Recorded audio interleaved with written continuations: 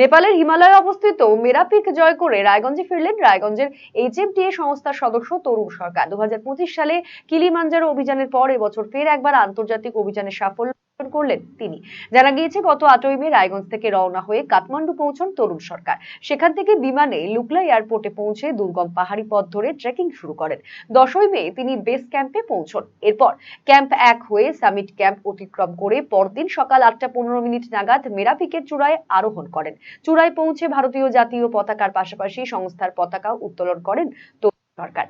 পাশাপাশি বিশ্ববাসীর উদ্দেশ্যে নো মোর ওয়ার এবং গ্রিন ওয়ার্ল্ড বার্তা তুলে ধরেন তিনি। সংস্থার পক্ষ থেকে জানানো হয়েছে তরুণ সরকারের এই সাফল্যে তারা অত্যন্ত আনন্দিত ও গর্বিত। রবিবার রায়গঞ্জে ফিরে আসার পর সংস্থার সদস্য ও শহরের বিশিষ্ট ব্যক্তিরা তাকে পুষ্পস্তবক দিয়ে সংবর্ধনা জানান। কিভাবে দেখছেন আপনারা? কি বলবেন? দারুণ, এক কথায় অনবদ্য। আমাদের সংস্থার সদস্যরা আনন্দের আজকে খুবই আনন্দিত, মানে এরকম আনন্দ যে তরুণদা বারবার একটার পর একটা নিজের রেকর্ড নিজেই ভাঙছেন। হ্যাঁ, এটা আমরা চাই সংস্থার সদস্য হিসাবে তরুণদা আগামী দিনে আরও সাফল্য। তরুণদা বললেন যে 7000 পিক, হ্যাঁ, আমি চাইবো যে তরুণদা 8000 পিকও করুন। কবে এই সিংহ জয়গার জন্য এখান থেকে গিয়েছিলেন আর আজকে কি ফিরে আসলেন?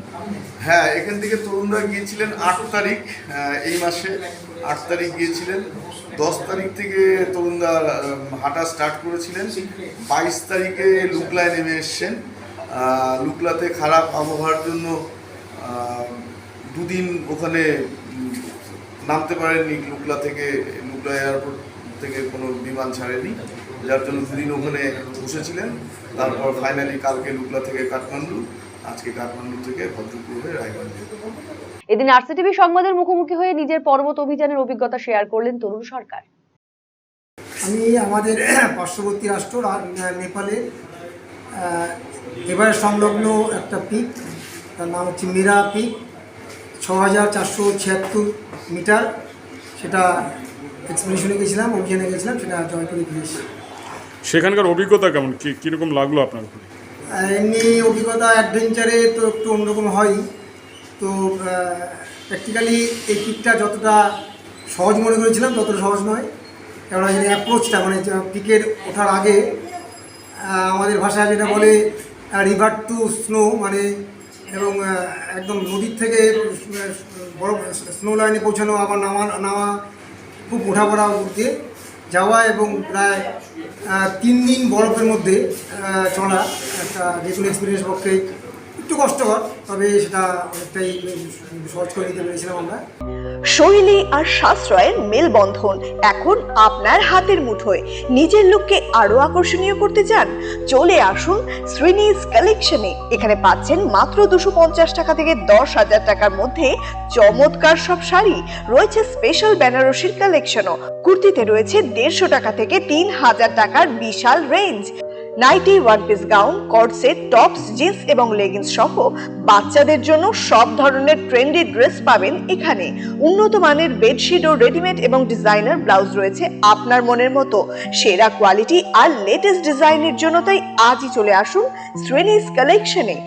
শ্রীনিজ কালেকশন, চণ্ডীতলা, মা কালী বাসনালয়ের উল্টো দিকের গলিতে, রায়গঞ্জ, উত্তর দিনাজপুর।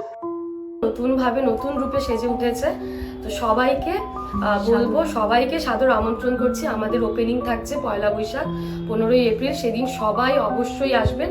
আর কিন্তু এখন আমাদের কাছে সব রকম কালেকশন পাবে, মহিলাদের সমস্ত রকম, এমনকি বাচ্চাদের, ছেলেদের, মেয়েদের স্টকও কিন্তু এখন আপনারা আমাদের কাছে পেয়ে যাবেন একেবারে সুলভ মূল্যে।